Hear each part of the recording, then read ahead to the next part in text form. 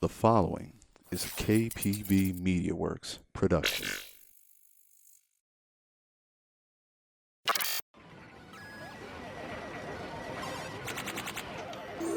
Choose your fighter. All right, we are back with another episode of KPBCast. This is KPB Rodimus Prime. I am once again filling in for Positively Ralph, aka KPB Rafael. He's on leave right now. He's becoming a parent, so we want to congratulate him. And I'm just here to fill his shoes until he returns. Yes. What an interesting world to have a child in. I know. That is the voice of the one Brian Stone, aka ChaCha, straight out of the Buffalo, New York region. So, ChaCha, how you doing today? I'm doing well. How are you guys feeling? Everything going good? We are good. Yeah, man. You know, as much as we can do around here, considering everything that's happening, you know, we're around. We're thriving somehow. So, but I want to thank you definitely for coming out and taking the time to spend with us. And I want to get into who are you? A bit of your upbringing, like where do we start with you? I start way back. It's like kind of like FGC lore that nobody knows my real age, but I was an arcade rat, and I was like very into hanging around arcades all the time. I know Rod, you used to live in Buffalo, so I don't know if you lived here in the 90s. No, I had a brief like year and a half, like I lived here. Okay. And in the 90s, Buffalo had a number of arcades. I'm sure it didn't have as many arcades as a lot of cities, but it had like 6 or 7, and I would like make a circuit out of those. So that's really where my passion for fighting games and like competing in games really came from. That was where it was fostered.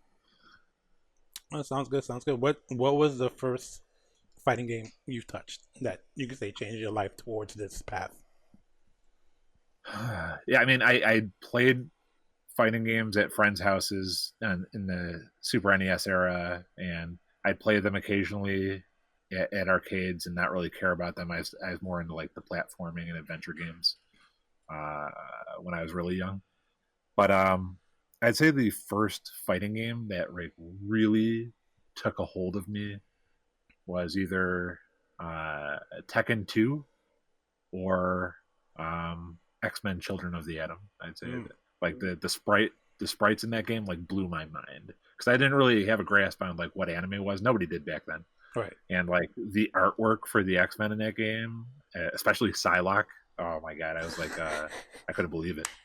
Yeah, Psylocke is definitely very well animated in that game. Her sprites. But yeah, that's an interesting game. You know, usually when people talk about their first fighters, Street Fighter 2 or Street Fighter series is always in the mix. I played those, but I just didn't really care about them. Right. But yeah, like Tekken 2 was the first game that I cared about winning. So what made Tekken stand out for you? Because we know why X-Men is an X-Men property. We loved X-Men characters growing up. Who doesn't like mutants in comics? Correct. Yeah, I grew up on the cartoons and the comics. Right. Super and when they borrowed a lot of the same voices from like the cartoons back then, so it was like especially Wolverine. I mean, iconic. Yeah. It was a clear transition. It was like, why not? Why not love this game? Not with Tekken. What was that for you? Tekken just it looked so beautiful, and then, like the arcade that I happened to frequent the most, the one closest to my house, had these giant speakers hooked up to it, so I could hear the stage music in the arcade clearly, which was a rarity because in the arcade, if you remember, it's just like chaos, like you couldn't hear anything. Yeah, so I could hear the music clearly, and the echoes after the characters got knocked out, like the aesthetic for Tekken, and right after it, Soul Blade came out as well, and like both of those games, the whole like music 3D being like this new burgeoning gameplay thing and it looking so crisp on the arcade monitors, like I really got into that, and it just happened to be at a point where I was like really starting to understand games beyond mashing and just like believing that they were luck based. You know how kids do, like I don't know if back, especially back in the 90s where things weren't as well known as they are now. We didn't have the internet and wiki and all that stuff to look game facts to look up stuff. So like kids just held these beliefs, and these beliefs like took place across neighborhoods and communities and stuff like that of just word of mouth stuff. And like people believed in the most ridiculous stuff. And back then we all believed like skills at video games were not real, and like everybody was just lucky or magical or something like that. And So that's a Tekken kid 2 who's learning. yeah, for whatever reason, like Virtual Fighter, I never took the Virtual Fighter. It was just like too. It was too technical for its Yeah, time. it was stiff too. It felt Yeah. like really stiff to me because the input timing was so stringent. Mhm. Tekken 2 was kind of like more loose, like the hit stun on the moves, like when Kazuya would gut punch or like Heihachi electric, like you could feel the weight of the characters, right? And I like really took hold with me, and I just like really liked it. And doing King's chain throws, there was nothing like that in a fighting game before, so that was awesome. But yeah, stuff like that, I just started caring about it. And, I just got addicted to fighting games after Tekken 2. That is definitely the appeal of Tekken. Like a lot of the systems that it introduced into fighting games. Real quick, original or arranged soundtrack, particularly Tekken 2. I mean, I love both of them. Arranged obviously takes more like listening to the actual music into account, so arranged is generally better. But I mean, I still rock out to the original stuff too. Yes, definitely. Do you change your options in the Tekken 7 to like have like one game set of music? Because I do it. Like whenever I turn on Tekken 7. Oh yeah. Every Tekken where like Tekken Tunes is available, like I change the stage music to all kinds of like classic Tekken 1, 2, 3 soundtracks because those are my favorite. Definitely. I'm jumping ahead a little bit to where I want to be, but as I pointed out real quick, in one of your tournaments, I loved you had the Tekken roulette. That was like a really fun time. Like, what made you think of that concept? Oh, it's just something that, like, I wanted to do that for a bunch of games, but logistically, it's so hard. Like, it's so hard to have enough consoles at a major tournament to run all the games on original hardware. So we tried to take shortcuts because I was like, well, I have classic PS3s available to me. We can play PS1, 2, 3 games all on the same console. But we ran into difficulties like digital analog didn't work in Tekken 2. And we had to turn like the controllers had like some kind of weird latency input issue, so it didn't go perfectly. But I just always wanted to like have those because like you always have those people in the community, right, who talk shit about the current game and say, "Man, you should have seen me back in Tekken 3. I was unstoppable." Or, "Man, Tekken Tag 1 were the days, man. You Tekken guys don't even know how to play anymore. Like we're the real ones." So I was like, we need all of those guys in one tournament to see like who's the best overall at the game of Tekken. Right. And it proved to be Spiro. That's a good game. Oh yeah, Spiro won that time. Yes, that was pretty fun to watch that. So let me remove you from the FGC for a second. Who is Brian Stone? What is he like when you remove the fighting games away from him for a second?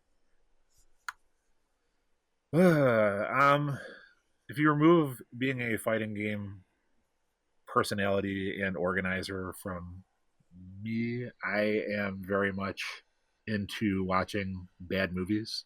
Like, yes, really bad movies. Like I just love like seeing movies that like you could tell the director had such vision and ambition for and just didn't have the budget or the actors or the crew to execute anything close to what they wanted, and like just all the suffering that comes from that. Like I just find like a certain comedy in bad movies. Dude, you're probably the only guy I know that has like every like poorly Nigerian produced movie.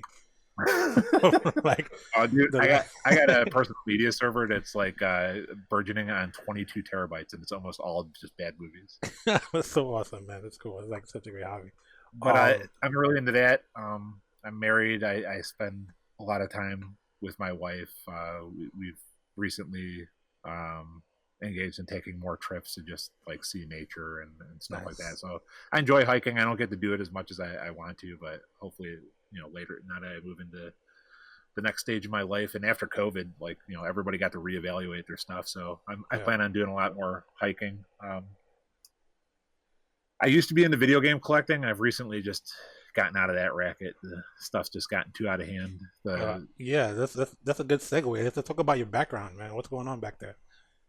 It's just behind me, I've got every single Xbox game, original Xbox game ever made, and then a whole bunch of PS2 games. And nice. And I know this room's all the way around my room. Yeah, it's way bigger than that. By the way, I've been here. It's like pretty awesome library, man. It's like an old Funko Land. I used to have those fantasies of like building this awesome like video game like man cave or arcade cave or whatever you want to call it. They call it something different every decade.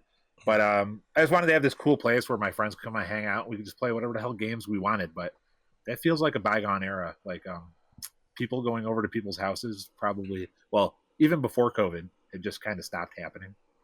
Yeah, I can see that. Yeah, I'm sure that's like area and person specific, but just in my area, the FGC also goes in cycles. So all of the older players that were in my scene kind of rotated out, and there's a new generation that rotated in. And every generation that comes in, like the kids get younger and younger, and it's harder for me to connect with on like a personal and friendship level with. So Right. I don't have people coming over to the house anymore, and like just kind of gave up on that dream. But you just get to see the remnants of it now. So It's still a beautiful dream. I personally, I say don't give it up. But you know, I used to have all those arcade cabinets in my basement, and now I basically put them at our venue, Buffalo Game Space, where we hold our games, and people can play them there because there's nobody who's playing them here. So nice. Tell us more about BGS. Like, how long has that been running? What have some of the trials and tribulations you've had just to keep it going for so long? Well, I wish I could take more credit for Buffalo Game Space itself, but it's basically a coalition and now a common workspace for all the independent game developers in the Western New York region to come and have a cohabitation, so to speak, where they have a collaborative space, they could rent out desk space, and they could be around other game developers in the indie scene that are trying to build themselves up as well, and everybody can work on projects together as they see fit, or just have a nice space that's just like the type of space you want to start developing like games. And we have a sound booth and a studio and everything for people to work in. So it's kind of become this co-op workspace that a lot of game developers in the area use, and it's kept open purely from donations. So Nice. we're probably going to be having, like, obviously COVID's taken its toll on that aspiration, so we're probably going to be having a fundraiser later in the year, probably around November for it. So If you have any anybody's links, like definitely share with us. Of course. We'll I can definitely hit you post guys it. up with links. Yes. Of course, following me on social media, of course, everything that goes down in Buffalo gaming wise, I pretty much post about. So Nice. We'll make sure that everyone gets that information before we leave today. Perfect. You can definitely see that. So that being said, are you guys working on a fighting game by any chance? There was a person working on kind of like, I'd call it like a dive kick type like game where it was like very rudimentary, very minimalist. Yeah, and it was based on just like almost like turn based, like you have to guess what your opponent's going to guess, kind of like a Yomi type feature.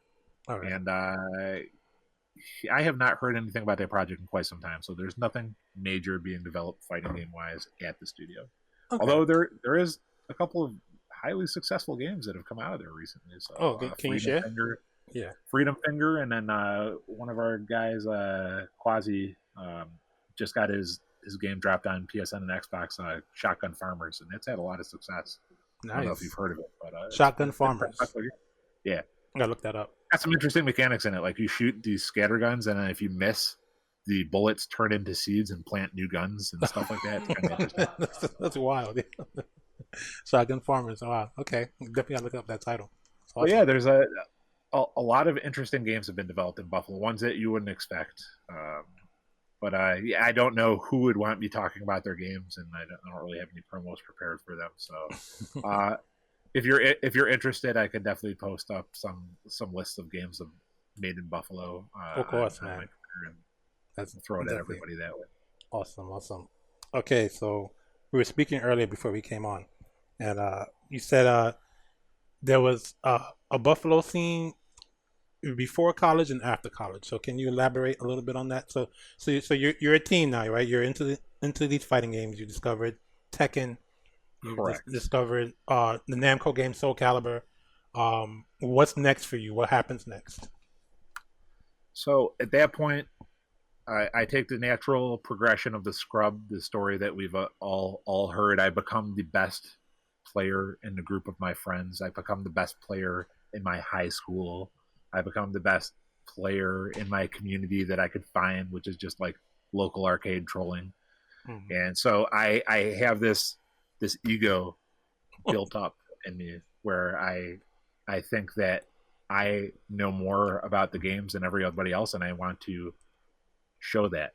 Okay. And I want to have tournaments to prove that, because in my mind, growing up watching The Wizard and Legends of the Hidden Temple and all the other video game shows and stuff like that, I was like, you've got to have a contest with a prize in order to prove your supremacy over people. And nobody was providing that in my area, so I felt like I wanted to get in on an initiative like that.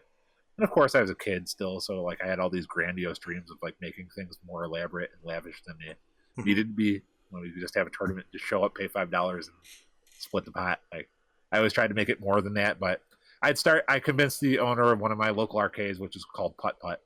Yeah, it's a miniature golf place, to let me start hosting tournaments on Saturdays there, and they would all be in fighting games because those are the easiest games to determine a victor, right? Like you didn't want to do any score attack things, right, or things where people could use exploits or secret codes to bypass things, mm-hmm. which existed in the arcades back then. I don't of course, know if people know that. Yes, you can cheat in arcade games. A lot of arcade games have built-in cheats. A lot, and there's some of them are intentionally built in. Real quick, I just want to touch on something you mentioned The Wizard. Did you know that movie is also called Super Mario Bros. 3 Nintendo Direct? No. as a troll, yeah, I found out the other day. Yeah, like just 2 days ago, as a matter of fact.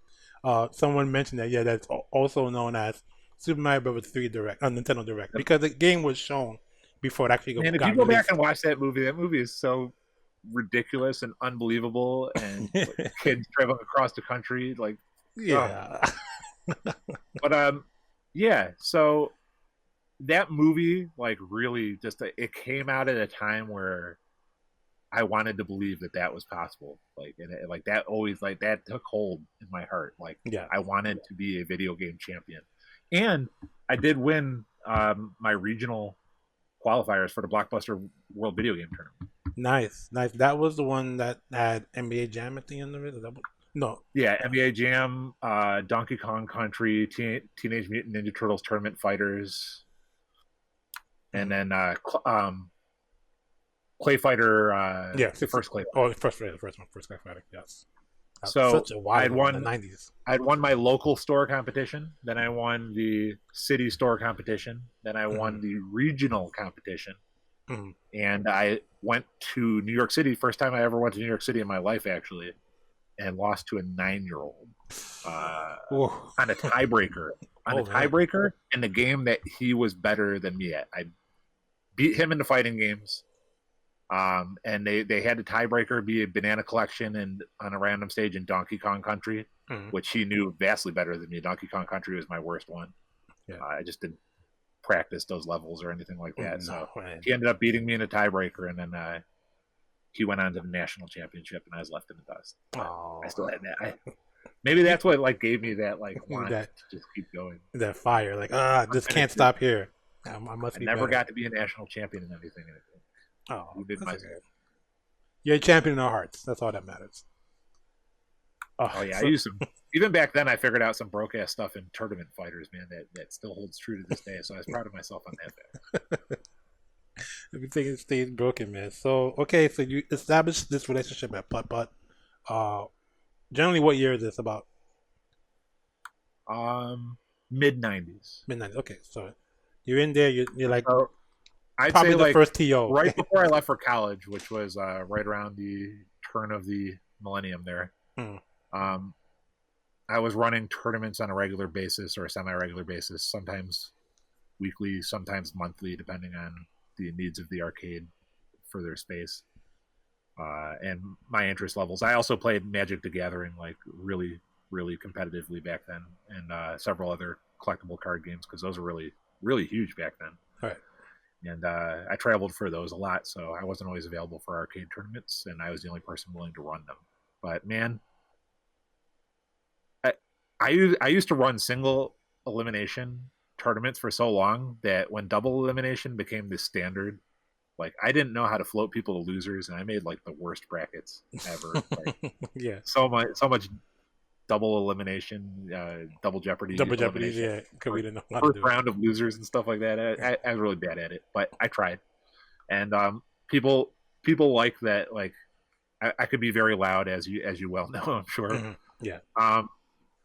People like that they could understand my speaking and like just like the authority I had over like making sure people were in the places they needed to be at the right times and got stuff moving. Like people appreciated that fact, and they ran tournaments. Like I'd be running like Warhammer tournaments at the local games workshop and stuff like that, just because I knew how to communicate with people and I knew how to quickly organize and get things going. And I don't know how you define that as a quantitative skill, but people appreciated my directness and my bluntness, and they just kept offering me opportunities to keep running tournaments, and I just kind of ran with it. Nice. And then I took that with me to college, which was in Pittsburgh. Okay, so yes, we're going to go into that. So now, time travel a couple of years, you're in Pittsburgh, and what happened in Pittsburgh right now? Pittsburgh had no scene whatsoever. They had an art. So I went to school downtown. I started at the Art Institute of Pittsburgh when I got there, which was just a complete scam school. So I got suckered hard by that. But the one benefit to it was there was an arcade like a block away on Smithfield Street. It was called Ace's Breakaway and Play, and they had fighting games. Like it was all like video poker machines, but they had a line of just fighting games. That's pretty much the only like real conventional video games they had. Right. And I'd be in there in between classes on break, even after I got work. Like I would be in there all the time, just like practicing Soul Calibur 1, Soul Calibur 2, Tekken 4, Tekken 5. Those games were out when I really started giving a shit about finding other people to play.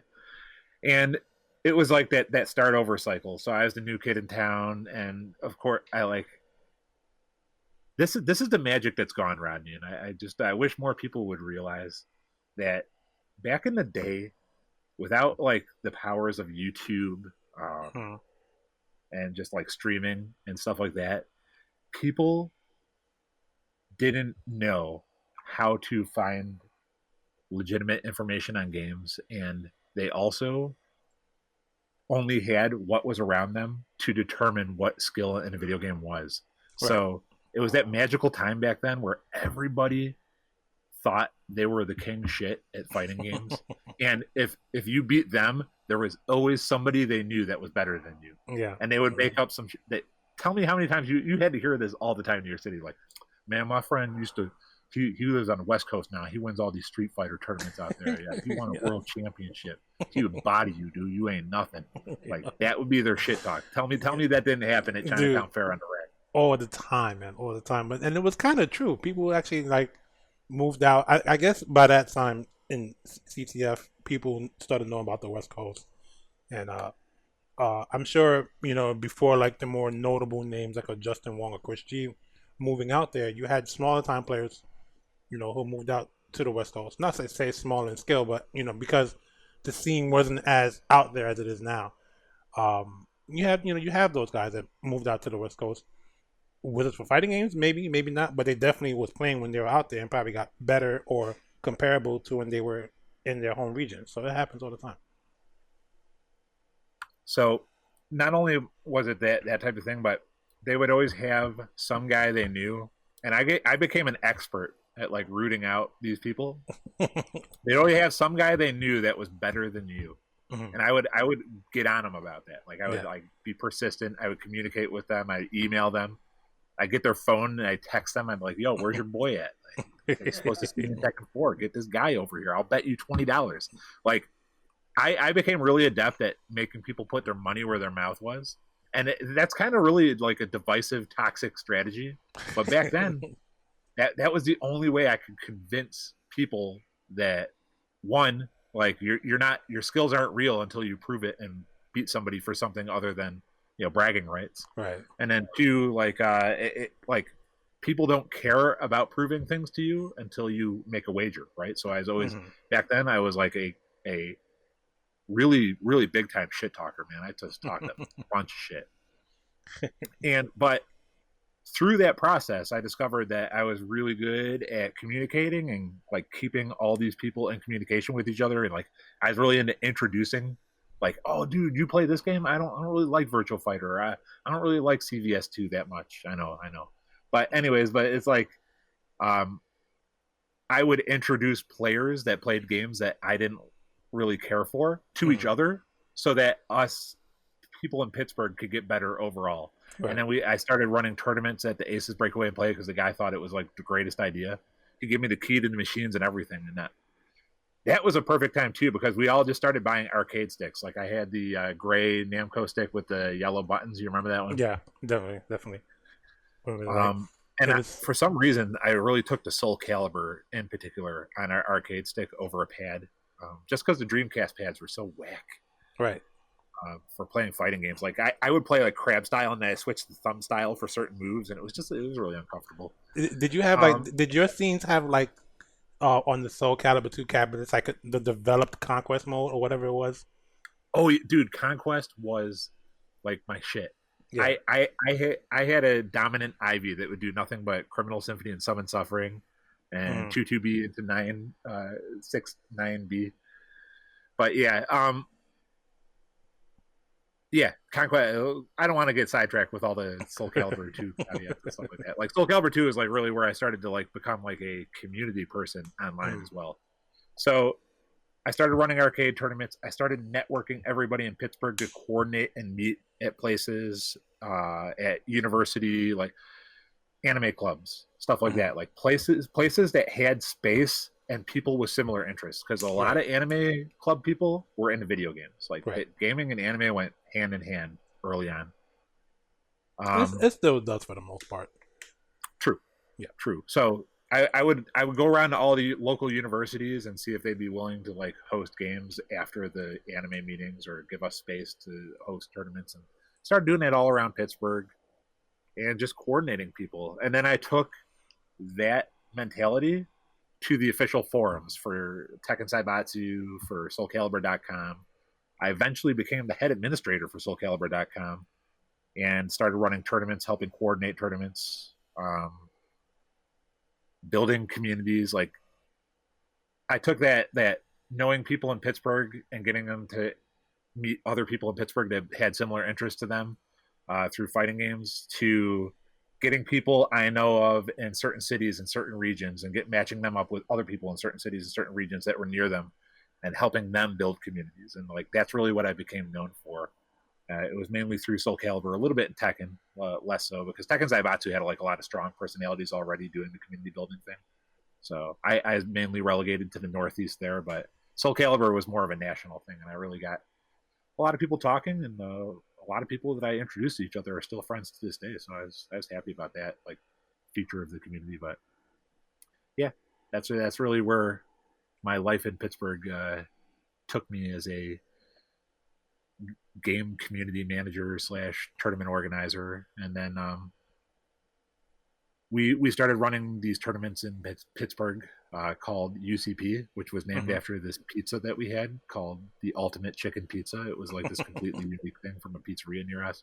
It had a ranch barbecue pizza sauce, and it was cheddar Monterey Jack as the pizza cheese, and then spiced Cajun potato wedges and fajita chicken with peppers as the topping. Wow. It was like, it was such a good pizza. Like it became renowned in the FGC. That's why the tournament was called UCP. People would basically be coming to play games, but secretly they're coming just to get some of that pizza. Yeah, wow, it sounds great, man.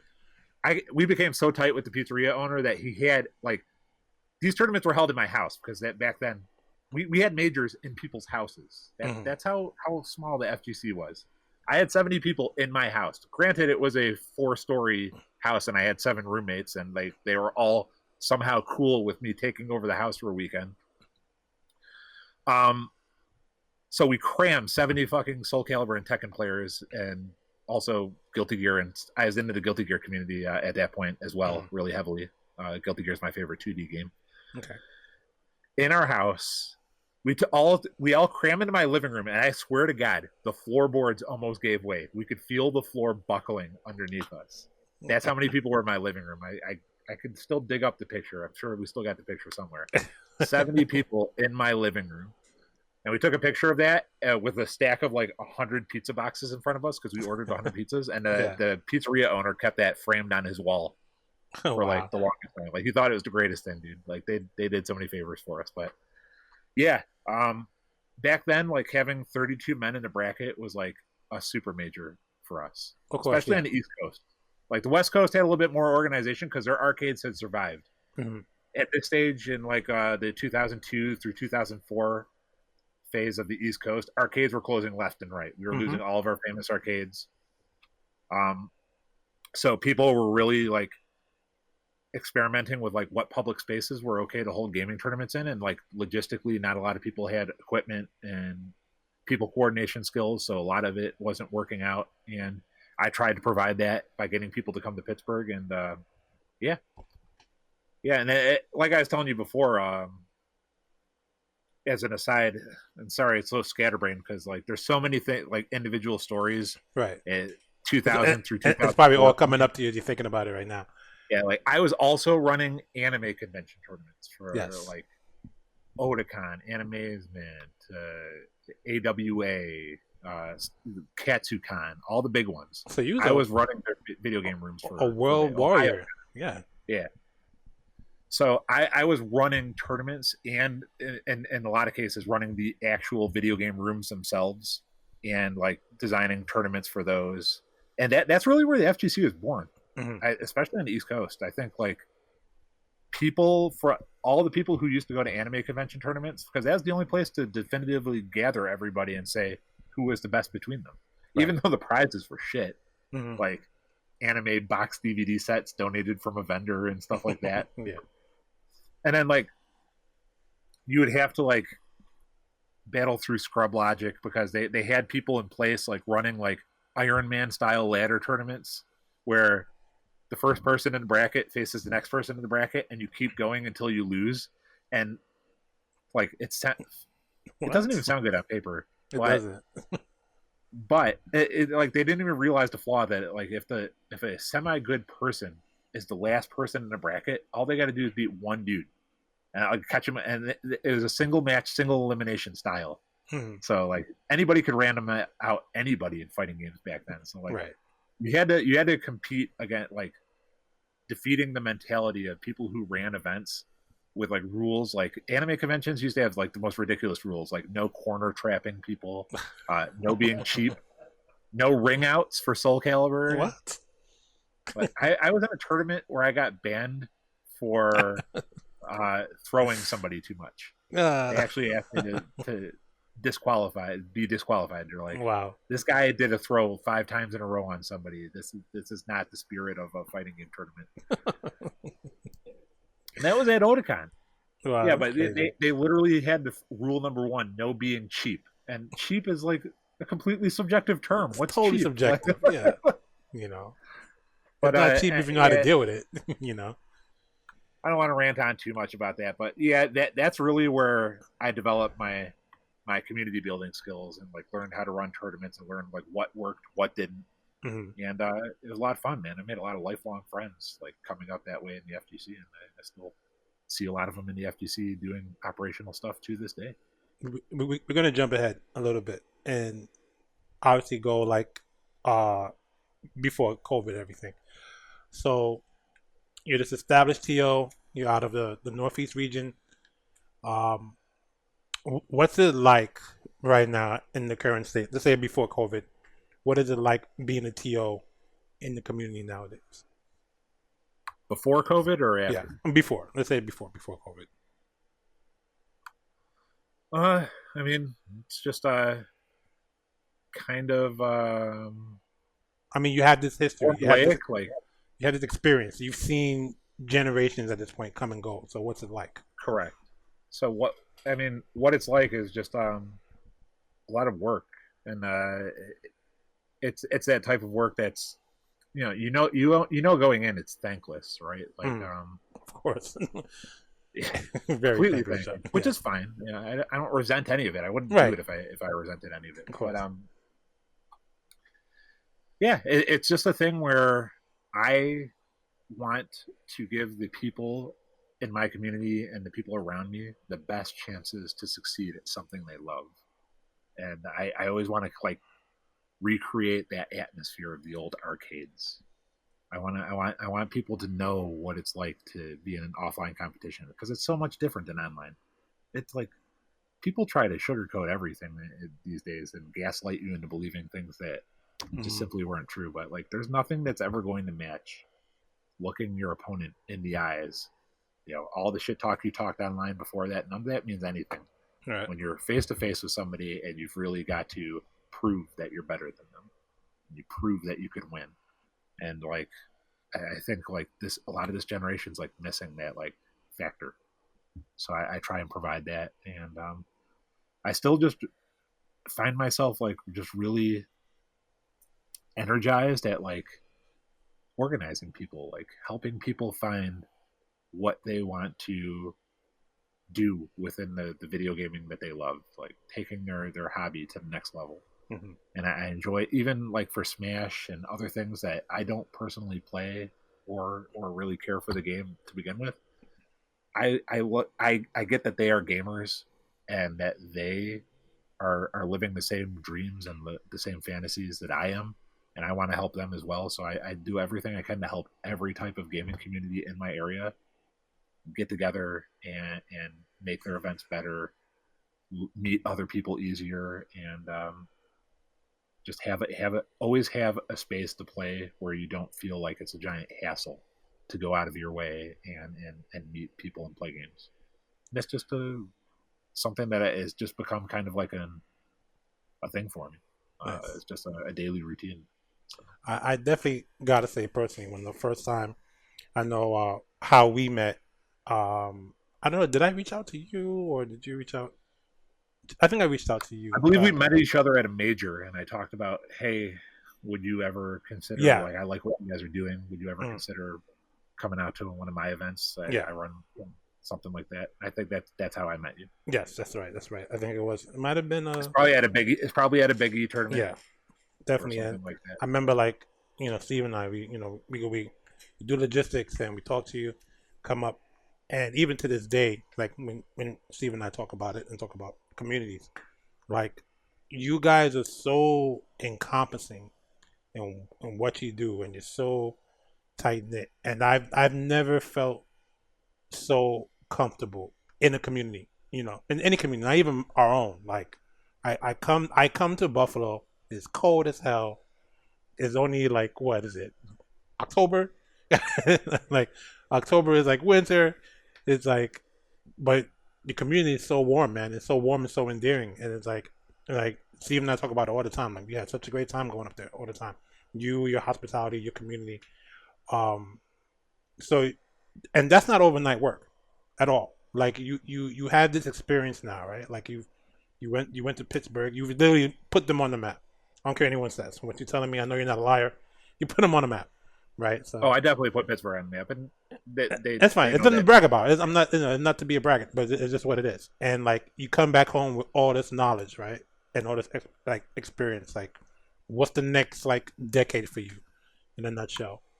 I come back to Buffalo in 2006. Everything that I had left in place is gone. All the arcades are gone. Like, Buffalo is devoid of arcades other than like Dave and Buster's. Did you find out when you got back, or was it something you just heard? No, I mean, my family still lived here, so I come up and I try and keep tabs on the friends. There was a arcade left in Buffalo when I came, and that was in our main mall, the Galleria Mall. It was called Cyber Station, and I immediately go to those guys, befriend all the employees in the arcade. We start playing like mad free fighting games after hours. Like, they unlock all the cabinets and we just play. And they start letting me run tournaments. The store next to the arcade eventually goes out of business. We get to use that space for console tournaments in addition to arcade game tournaments. And I just start doing what I was doing in Pittsburgh, and I just start building the community anew in Buffalo. And Buffalo didn't have any kind of like collegiate infrastructure like Pittsburgh. The community, like the colleges there, all are kind of like interlinked. Like, they have programs to like for University of Pittsburgh to interact with Carnegie Mellon students, and all the other, like Duquesne, and there's a whole bunch of universities that are really close knit to each other in Pittsburgh, and the students, like, not video gaming wise, because esports wasn't a thing back then, but like those colleges like had programs for students to meet other students from other schools, and Buffalo had nothing like that. Nothing like that. We have a bunch of colleges that are completely like don't associate with each other whatsoever, and Buffalo is like way more suburban of a city. It's like not all centralized, so you gotta go around Right. to get around places in Buffalo. So I took up the cup of just going to all the universities, like gaming and anime clubs individually, and just starting doing what I was doing before. Finding people, like I my typical approach was go to an anime club, wait till they're doing their announcements at the end, meet and greet with everybody, and say, hey, is anybody in this club interested in XXX fighting games? Like, I have a group. We love to play these games, and we're looking for more players. We're trying to run tournaments, stuff like that. And occasionally, somebody would like raise their hand, like, "Oh, dude, I totally play Tekken," or "Oh, man, I love Guilty Gear. I've never been able to find players for Guilty Gear." I'm like, dude, we meet up here on Tuesdays, start coming out, and I would email these people. I'd keep reminding them. Like, I was really good at just managing the information and like keeping on top of people. And 99.9% of the time, and I want like all the people who are trying to build communities now to know this, you're going to feel like a failure, but you're not failing. Like 99% of the people don't care. They'll because you're in your face and you're talking, they'll agree to what you're saying. Like, oh yeah, dude, I totally want to play Tekken. They don't really want to play Tekken. You're going to fail 99% of the time. You're working for that 1%, because if you keep grabbing every year those 1% of players that actually want to get better at the game and want to go to tournaments and want to compete, you need to really just stay on those people and like learn who's a bullshitter and who's not a bullshitter, and just concentrate on the people who are not bullshitters, and just extend the invitation to everybody. And then eventually you keep getting this one guy from University of Buffalo, this one guy from Damon College, this one guy from Buff State, and you're slowly building a group, but every single one of those guys is dedicated to the same vision that you are. And and then when people see that you have a group of like-minded dudes all doing the same thing and having fun, then the casuals start coming around, like, whoa, you guys got like 30 people here playing these games. That's cool. I want to be a part of this. That's when you start getting the casuals. But when you're building that community, focus on the guys who have returned the communication saying that they're serious and have showed up to a gaming session. They might not show up again if you don't contact them, but like, stay on those guys. So and this kind of puts you in like this kind of like this Godfather, like Buffalo goat status. If that's the case, like, who are your favorite children, quote unquote, in the community? Who are the ones that have like helped to grow, stuck around you, like, whether they're here today or not? This is the thing. Like, I'm completely transparent with my community to a fault. Like, people don't like how much like real I am most of the time, because I don't do any behind the scenes like shit talking. If I want to shit talk somebody, I'll do it in public, and I want to get it out there, and it's not the best way. I'm not saying that's the best way to do things. But I just there's nothing wrong with honesty. Sometimes it hurts, but it's honesty. Yeah. Well, people don't like that aspect of me, but for the most part, it's worked. And when they see that you're being honest, and they see that you don't have a hidden agenda, and they see that you're not trying to exploit them for money, which is a big problem with a lot of small communities, is they'll have a guy coming in just trying to make money off of a tournament or stuff like that nowadays. So you got to show them that you're not one of the snakes in the grass, and that you're genuinely just trying to keep something going. And they all generally, like you said, like you felt very like the community was like all interconnected, and like they're all on mission, right? Like, everybody was all about like showing how cool, chill, and friendly our community was, and how much we love playing games. That's all I really want anybody to do. Of course, we've had like ambassadors. Most of our players that turn really good end up being like great like promotional material for us. Like Joey Fury's blown up, magnificent. We had a Street Fighter player back in Street Fighter 4 who's godlike in almost every game he plays, named Jug. Like he got noticed all over. He's known as Gaomaru now. He's like the number one Bison online and the number one Nash online. Nice. He like he's not a big social media person, but like when people see a skilled player who's super friendly and they want to know how that person got good, like they would just say, I play together with my community all the time. Like we get together and we keep grinding, we keep trying to get better, and we keep pushing each other to get better. Right. And yeah, I had every single generation. There's been guys who have stepped up and like just like repeated the mission statement of the community to everybody. And like as soon as everybody sees that everybody is on the same page and the people that they're having fun with believe that the community is worth supporting and worth continuously coming out to and building friendships through, sky's the limit. So it's just I don't really want to say that any one particular person had been any more help than the other. Everybody in the community has been great for the most part. Yeah. And we do really good at like weeding out the bad seeds, people who bring toxicity and stuff like that. We tell them that the type of behavior and mentality is like really not welcome, and deal with that on an individual basis. But like, yeah, the community itself is just like done great. Like once you build it to a point, like it kind of like takes care of itself. Like people understand the mentality, they understand what they're signing up for. And that means that I did a good job if everybody understands that right when they start coming to games. So yes, you definitely did a good job on that. And I used to remember when my team would enter tournaments and it'd be a bunch of us, and like I used to hear little murmurs like, "Oh, look, it's a football team, coming." And then I met you, and every time you come to an event, you literally have a squad coming down in the blue and black, and they're playing everything, and it's like, oh my God, like such a huge community. Like, so what is that about? What is Buffalo FGC like? Is there a membership? Does someone just walks up to you one day and says, I want to be This down? is the best part about it. Like, our guys look like they're sponsored players, right? Right. But it's really just their pride in the community. Mm-hmm. Like, I would say that's probably my best accomplishment is like, people want to represent the Buffalo fighting game community because they love the community. Right. They love that it represents where we're from, what we're about, and that we're here to play games and that we're actually good at games. Pay attention to us. Like that was always my mentality, and that's how I built my community. And my players believe in that. Like they bought the jerseys with their own money.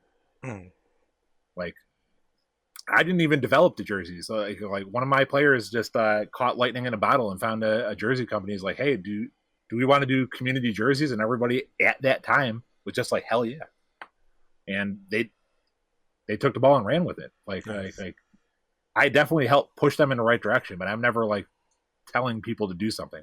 I'm just proud that they did. I'm happy that they did. And yeah, they're willing. So they know that since we're small and we're completely grassroots, we don't have a business supporting us. We don't have a rich benefactor. I'm not independently wealthy myself.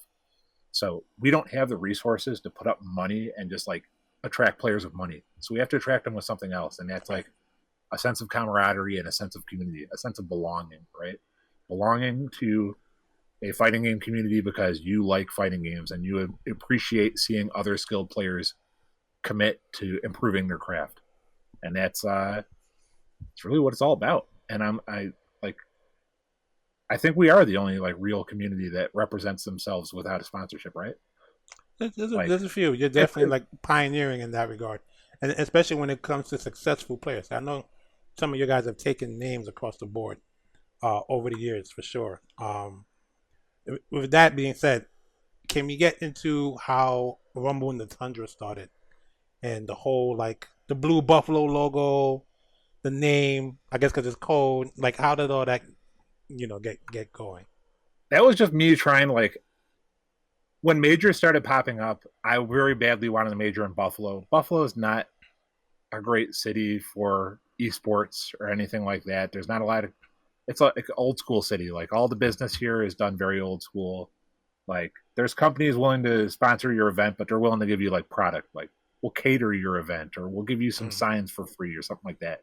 But they will never put up money for a pot or anything like that. So regardless of that fact, I always wanted to have a major in Buffalo, just to say that we are a city that is worthy of that. And I very much believe my community is worthy of having a major locally. Like, we have better local support than a lot of the cities that have majors, and that always depressed me. But yeah, so I just tried to build it up. Unfortunately, like, my one failing, Rodney, and I'm sure it's been clear, and I'm sure I've expressed it to you, is just like, I'm not good at chasing clout, and I don't like the spotlight.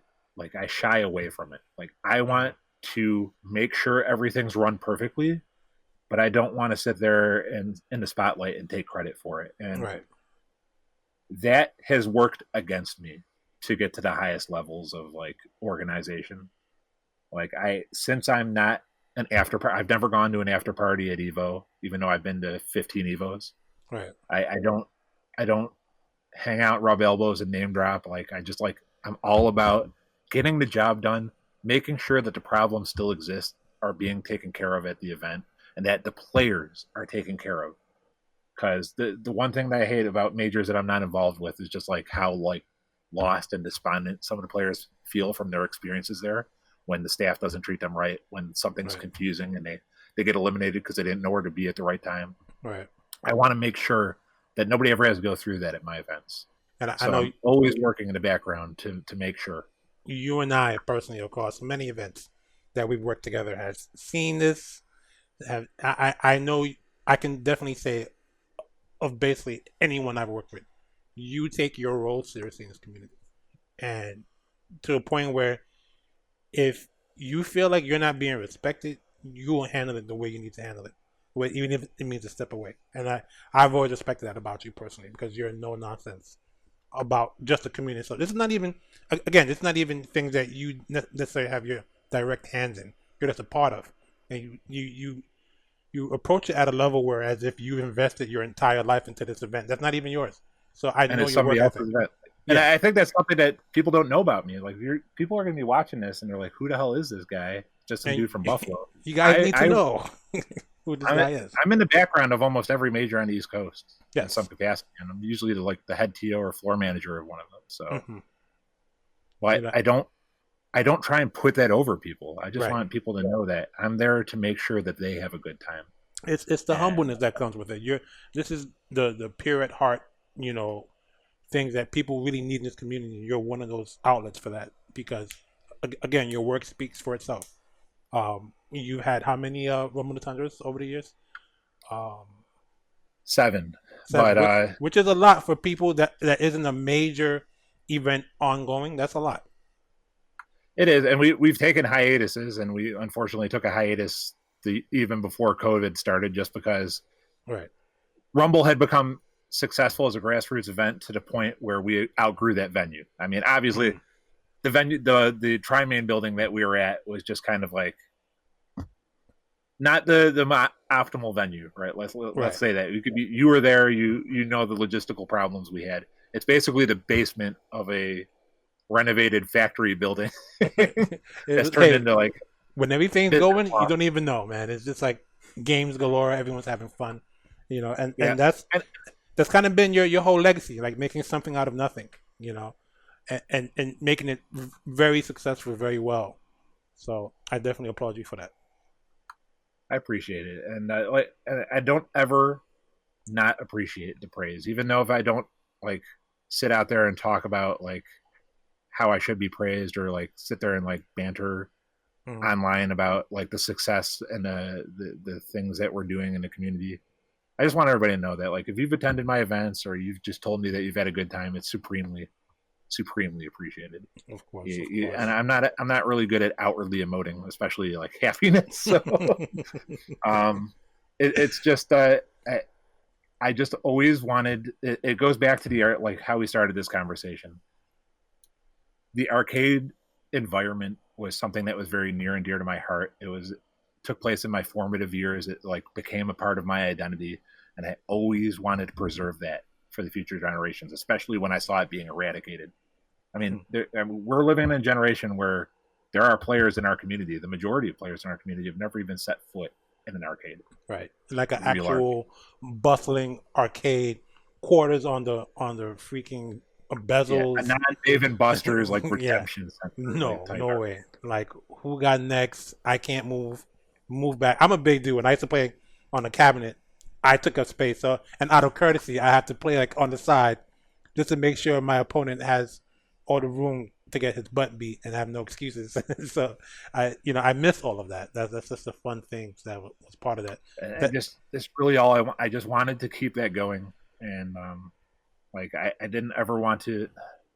I don't even know the best way to put it. I just didn't ever want to like sell out, like try and turn it into a profitable business, because I wanted my players to always feel like you are responsible for your own success, and like getting together and facing the best players in your area in a no frills environment is the best way to foster that. Just keep grinding, keep playing each other, and just have fun doing it and become friends. And when you form friendship with people in the community, like you want them to succeed as much as you want you to succeed. Of course. And that's what I hang my hat on again in the community. Is like all my guys, they pull for each other.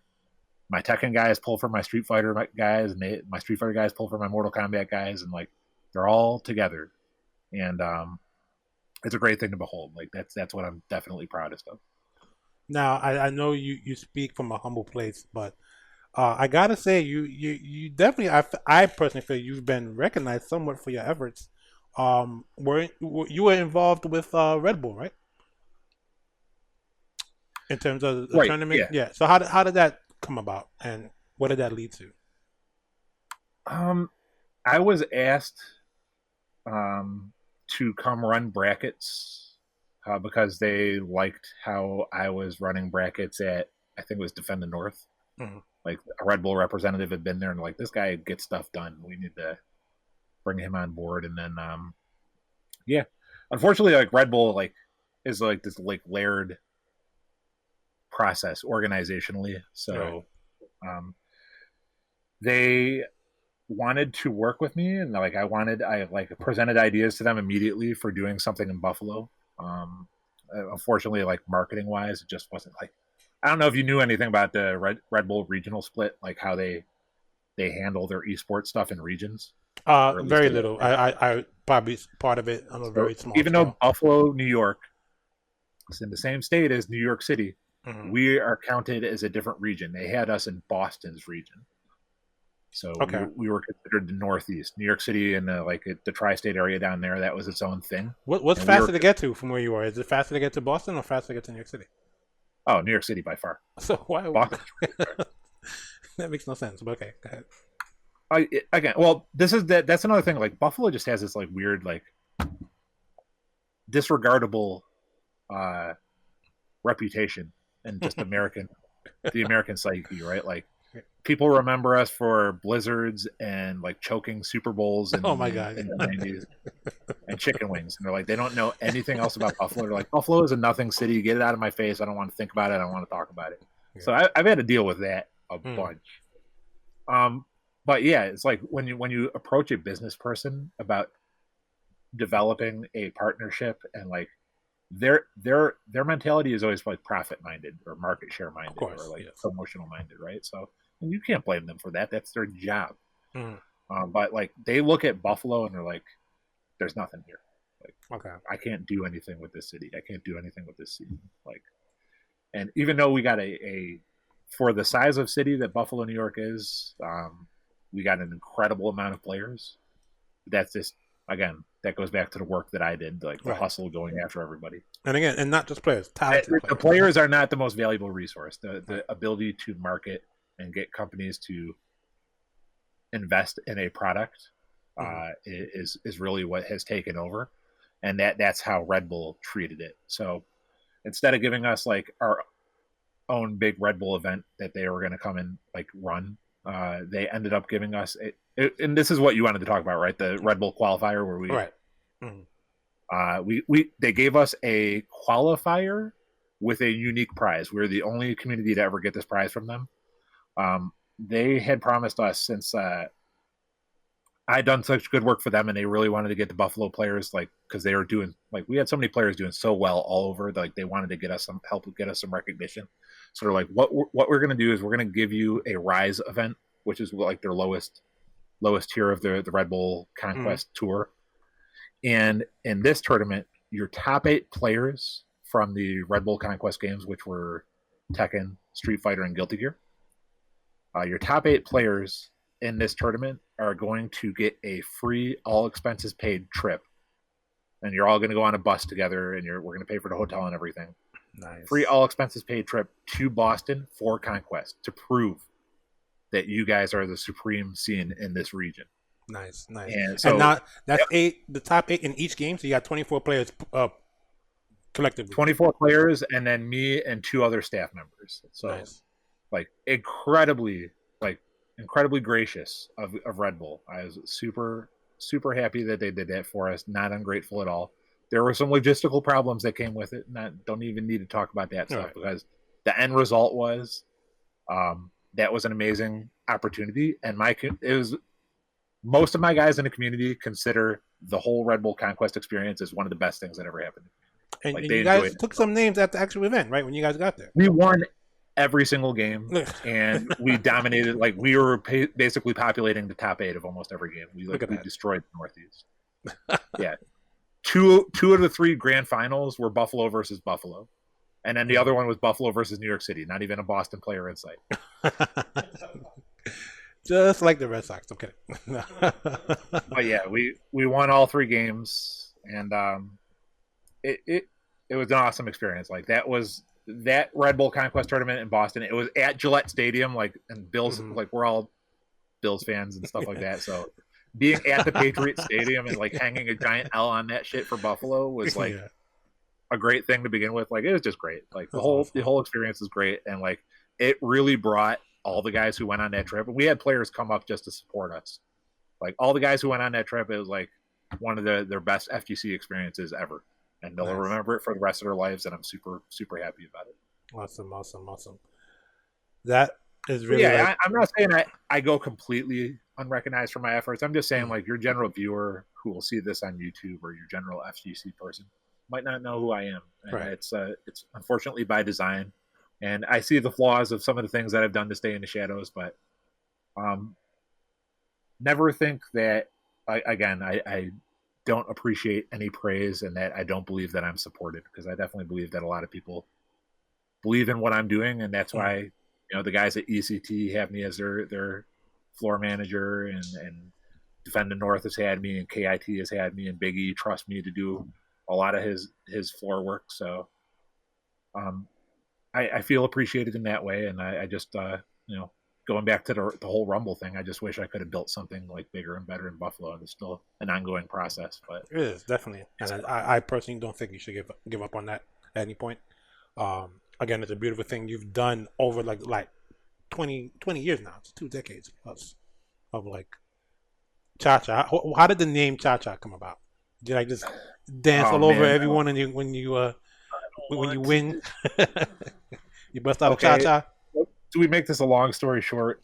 Long story short, I was a giant weeb in the 90s. If you couldn't tell from me talking about going to anime conventions and anime clubs and stuff like that to find fighting gamers, it wasn't because I was purely... After a while, it became because I was purely interested in fighting games, because, like, anime became really whack in the mid-2000s. Oh, yeah. That's for a lot of people.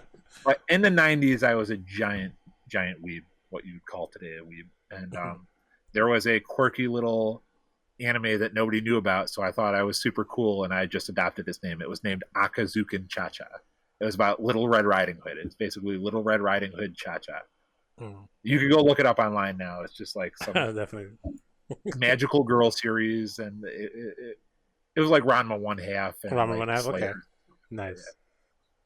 But one of my the name favorite was animes. Akazuken ChaCha, so I would start... I thought the word Akazuken ChaCha, like the term, sounded super cool, like, in Japanese, and I was like, oh, I'm all about it. I'm gonna have this unique name that everybody's gonna remember, and, like, nobody ever could pronounce the Akazuken part. Azuzu, Anakaru, Akamuken. Like, nobody could ever say it right. So I just eventually dropped the Akazuken off of it, and everybody just called me ChaCha anyways. Nice. That's how that came about. Nice. Oh man. And most people, when they meet me, they're like, "You don't look like a ChaCha." I'm like,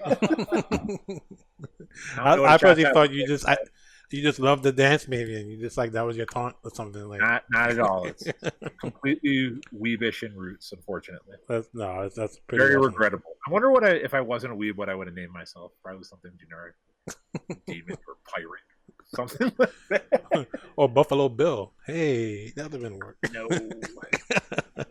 Okay, so I don't tropes.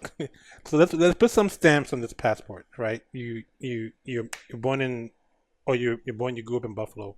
You go to Pittsburgh, start a scene, come back home, expand your scene. You get the credit. You get some credit, not the credit maybe you feel you always wanted, but the credit. You left out for me another important part. I think the way you've been able to bridge your community with Canada, a whole entire other country. So let's get into that. Like, how did you get with the Canada boys and Well, get that started? so going back to my old mentality, there's always like, I always like try to impress upon people. There's always bigger fish. So when you stop being your neighborhood champion and you start being your regional champion, you're like, who's next? Who's next to face me? And like Buffalo, for people who don't really know, because who pays attention to Buffalo, we're not close to New York City. No. We're actually close to Toronto, Canada. Because New York's a long, weird shaped state. So we're up in the Great Lakes region, and we're basically across the lake from Toronto. It's our closest scene. And of course, Toronto is this giant, burgeoning mega city. And it's only an hour drive for us to get there. And it's very easy for us to cross the border. I could get an enhanced license and just drive across the border. I don't need a passport or anything. Very easy. So it's not a problem for us to travel there generally.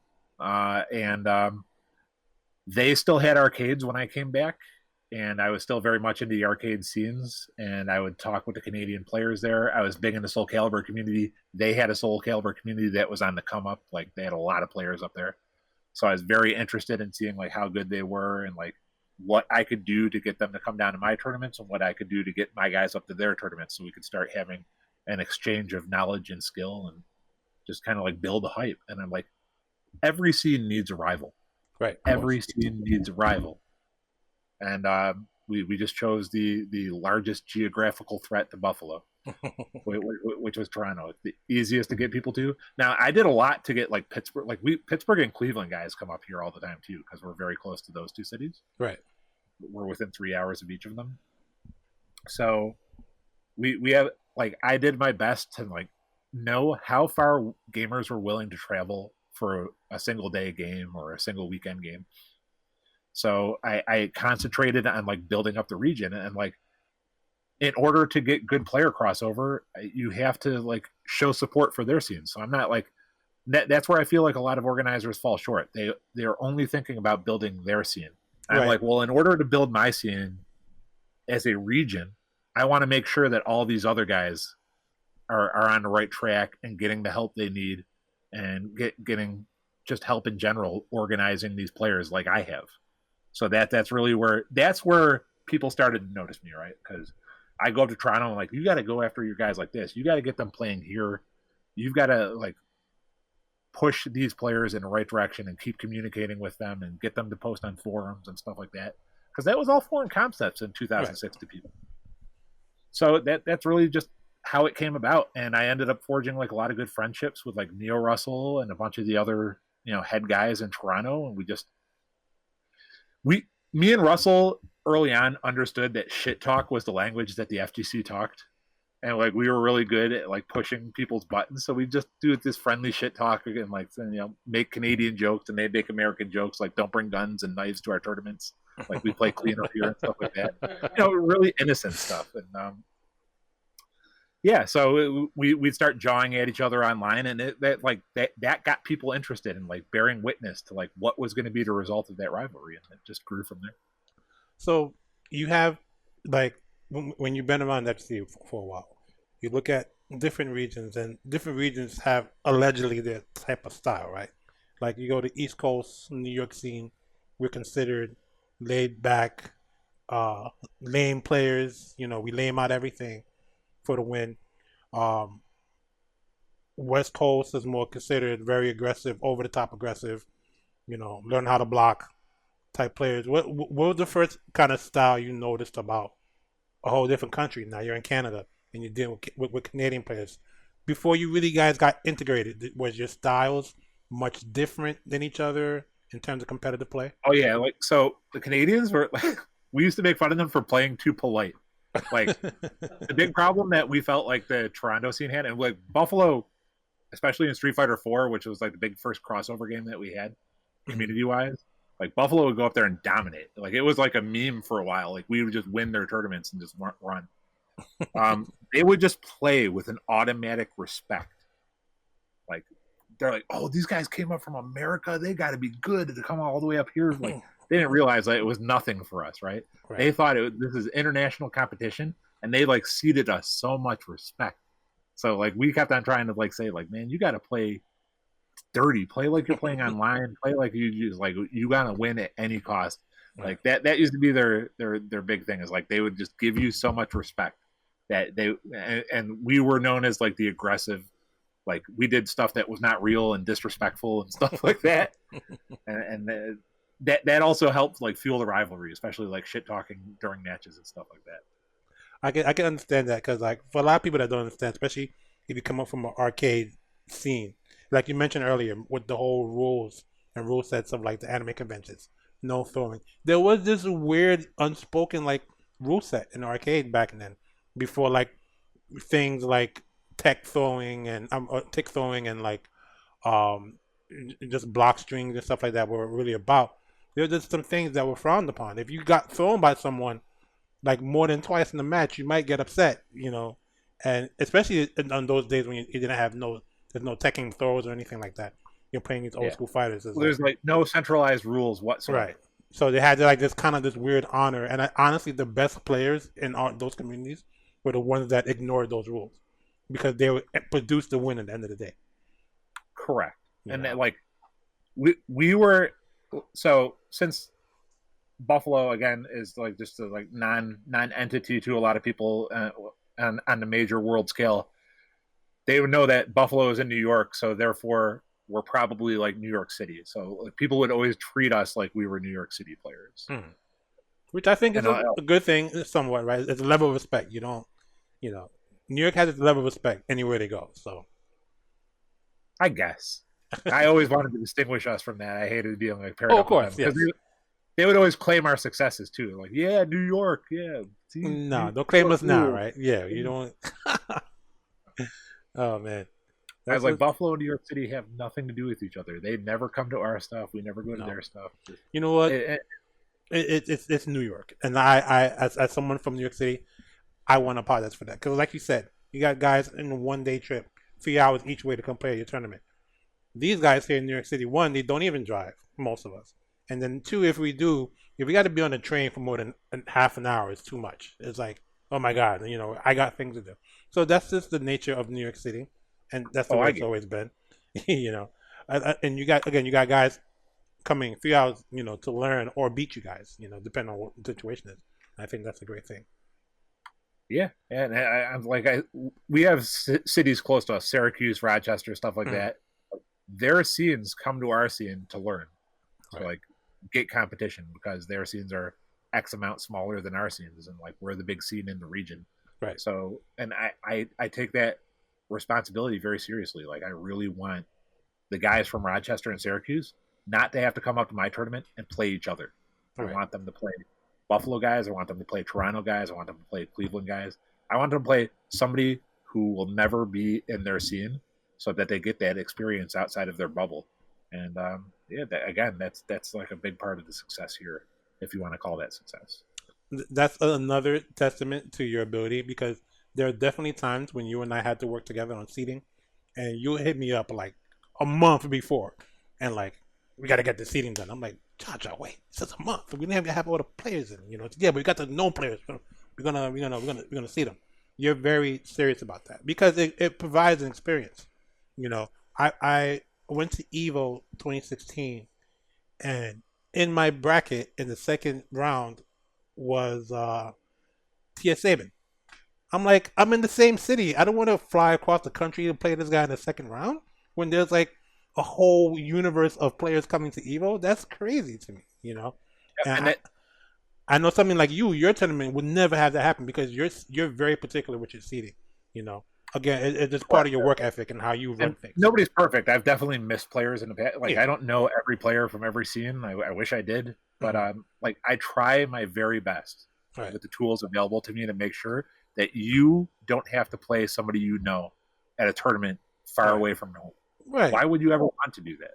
Like, let me see you in like top 32 or something. Like, if I make it that far, I don't want to see you in the second round of my pool when we live in the same city. Correct. And I would always feel crushed every time somebody player come up to me and like, dude, I rode up in a car with this guy. I'm like, but you put your city as this on the bracket. How was I supposed to know? Yeah, that's different. Yeah.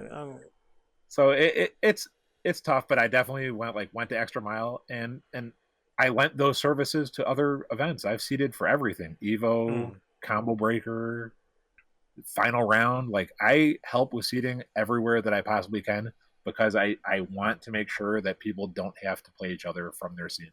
Like, it's not the reason you're going to a major. You're not going to a major to beat locals. You go to a major to get the experience of playing the best from around the country and international. And it's even more important now with so many international players coming. Like, yes. If you're from Podunk, town in Kentucky and you play against the same 5 guys every day, like, how great of a treat is it going to be to play a top Korean player or a top Japanese player in the game of their skill? Like, how much value is that for you? And like, that's the reason you're going. You want a chance to compete against the best of the best. Right.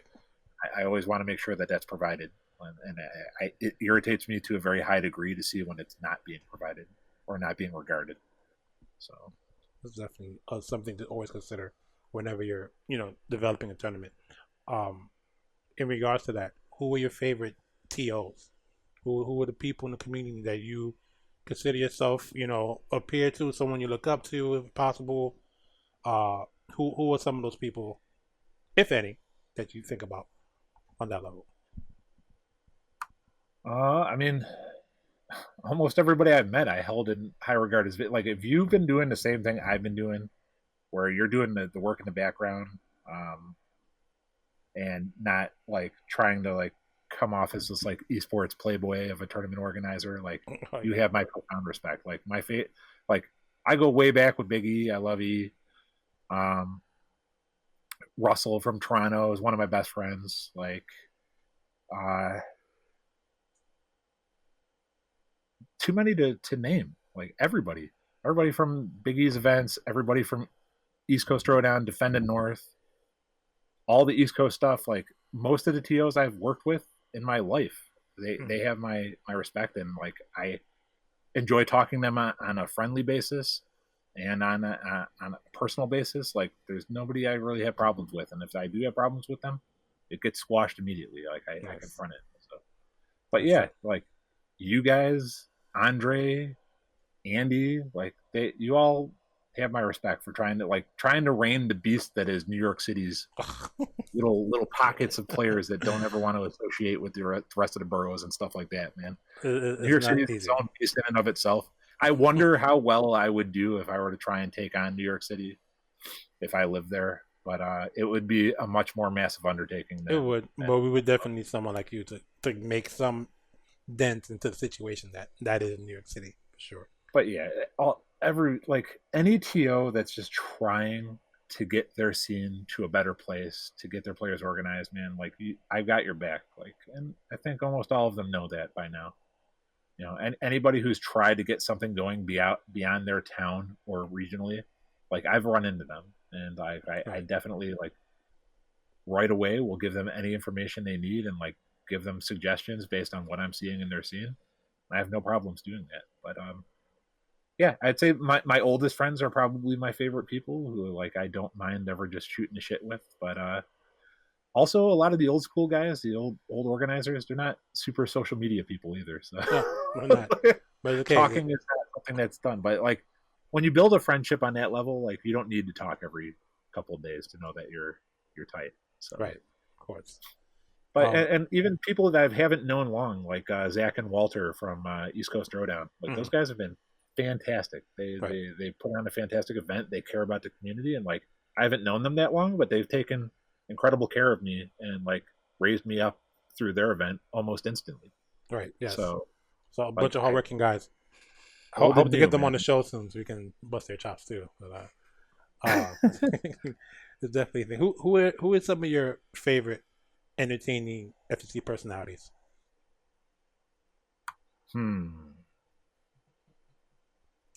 Even whether you watching them or you interact with them personally at an event. That's the whole thing. It's like I watch a lot of FGC streams. There's almost always an FGC stream on in my background, but like trying to think, Tasty Steve definitely, Okay. Yeah. super entertaining me. Cool I dude. It's cool identify a lot with what Ultra David says. dude. On the way he approaches match analysis and just like rationally discusses things. Like I like his rhetoric. Yes. Yeah, those two like really stand out. Who else has been like super duper like entertaining to me? Maybe my boys at KPB. Whatever you guys do with stream. Whatever we're doing. What about DCB Curtis? It's someone that I have an ongoing rivalry. No, that's a good point. I was thinking mainly of like on-air talent. Yeah, but like personalities in the FGC. Yeah, Forrest Curtis, dude. DCB is. I still remember when he tried to gaslight everybody into believing you were the person who was anti-U.S. players. Curtis is the goat, dude. Oh man, we're gonna get this guy on the show. Him and I got a bone to pick for sure. But yeah, like I don't know if you're familiar with them, but the guys from KIT, Beely, and of course, yes.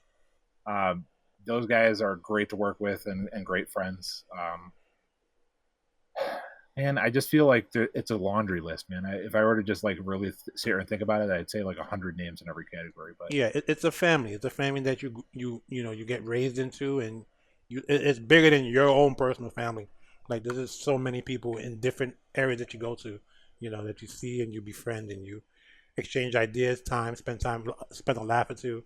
It's amazing. I definitely try and raise up like all my guys who are trying streaming right now. Like I've always got their streams on in the background. I'm always trying to support them, but it's just like it's honestly, yeah, too much. The FGC is like this all-encompassing thing now, and I appreciate everything that it's become and everything that it can grow into, and I just try and support in any ways that I can. And it just starts on the local level, but anything that I can help with all the way to the international level, I do. Awesome. And like I said, I've always got it on. I'm always watching, but like I'm always like trying to work on my own stuff as well and perfect the things on my end. So I'm never really like on streams interacting with people, talking with people, and I just wanted to know that I'm still watching you guys, even if I'm not verbal in your streams. Definitely. One thing before we go, I want to touch on so I want to know, whether we get through this current like social climate of struggle with COVID and everything going on, and the world being upside down. What do you see yourself doing in the next couple of years in the FGC when given the opportunity to be back in a normal situation to execute your plans? Just getting my nose back to the grindstone and I've been through so much as a community organizer already. This is just another phase. It's just another cycle to recover from. Right. You go up, you come down, you go up, you come down. It's just a cycle. This is just another part of the cycle. It's a unique and interesting like world that we're going to be coming out into. Right. But I try and keep my community active online as much as possible. We run online tournaments still. I get that they're all in our Discord. We all talk a lot. We all just try and maintain like communication, and I'm just going to carry that to offline whenever we get back to it. Nice. Just keep your head in the future, no matter what I guess gets in the way of it right now, right? Well, you just like you've always had that. Dwelling in the past doesn't accomplish much, right? So right. It's just like you just got to move forward. This is the cards that you've been dealt. How are you going to move forward from it? That's always been my mentality. So nice. Any last words? Any shout outs you want to give? Any people that really just help you on the way? I mean, I've mentioned everybody that has definitely been influential in my come up. Shout outs to Russell, you guys, Andre Bufuteki, Zach and Walter from ECT, just my community, everybody that has like allowed me to be a part of their events and their communities and talk to their players and help them at any level that they require it. I don't ever consider the work to be work. Like, I enjoy helping you build what your dreams are. Like, and I enjoy helping your community succeed, because if your community succeeds, the FGC succeeds as a whole. So the more people we have in it, the more voices we have in it, the more scenes we have flourishing, the better. So I just anybody whom I work with, I know it's a cop out to say everybody, but it really, it's just too many people to name, and I don't want anybody to feel like they were left out. I'm really just not good at that name dropping and publicity. That's fine. I'm sure anyone that knows you knows somewhere you're mentioning them, and then I think that's fine. That's totally fine. And they know, like, right then and there, like, if they have a question for me, like, any time of day, any time of night, I drop what I'm doing and I help them. So I just want you to know that that's going to continue. So I love the FGC is definitely a big part of my life, and if I were ever to not be a part of the FGC, I would have a whole lot more free time, and I don't know what I'd be doing with it. Spam us right now with the social media. How can we reach you? Where can we find you? I've tried to change everything to ChaCha, the number 2, DAMAX, ChaCha to the max. Yeah. So that's my Twitter, that's my Twitch, that's my Facebook name, that's my Steam ID, that's my PlayStation ID, it's my Xbox Live ID. So that's where you could find me easiest. I'm most active for my community on Facebook and Twitter. We do, for the longest time, that's another thing, is like I didn't embrace social media, right? So I don't have this huge social media presence.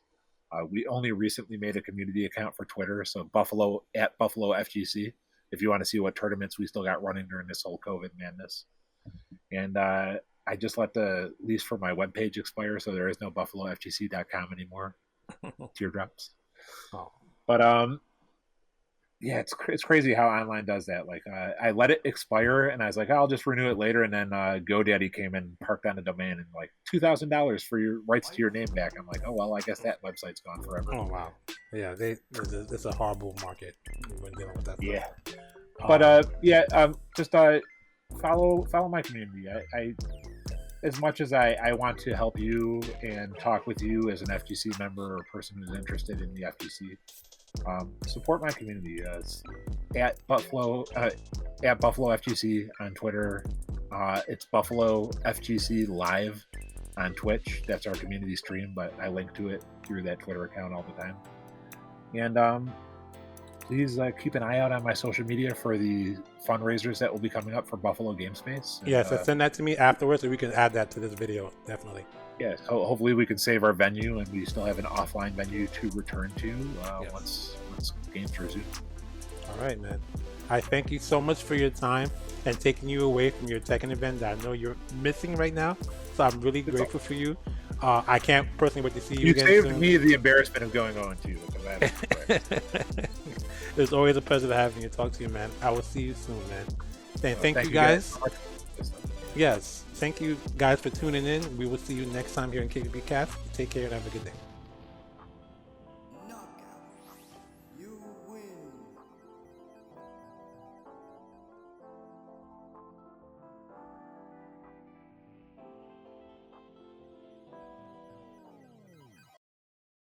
This has been a KPB Media Works production.